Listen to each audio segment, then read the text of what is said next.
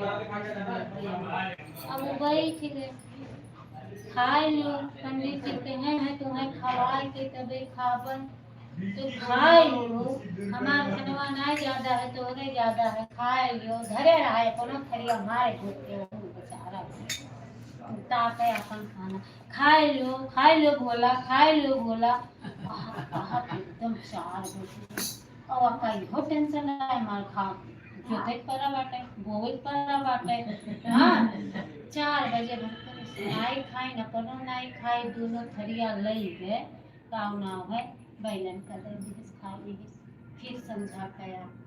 फिर साल भूखे मार समझा के फिर कहीं खाए ले दिन भर तो भूखन मार जा रही तोरे भूख प्यास नहीं लागत हुई तू भाई और हमरे लागत हम काम करी था और तू ये देर पर बैठा रहा तो तोरे भूख नहीं लागी हां तो खाए लो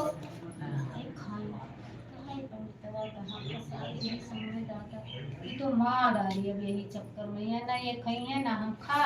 तो मर जाबे करे हमने घर पे कि हमारी उन्नति करवावत है कि हमारे मृत्यु करवावत हम मर जाएंगे खाए देगा ऐसे ऐसे 2 दिन 3 दिन रोज संझा सवेरे खाना है मेरे बाबू का पता कि मर्द खाते नहीं और रोज सुबह नहीं खाए तो दिन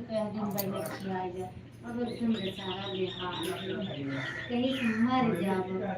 अब तू पानी पी के चलाए ले दुकान हम पानी कितना पानी पी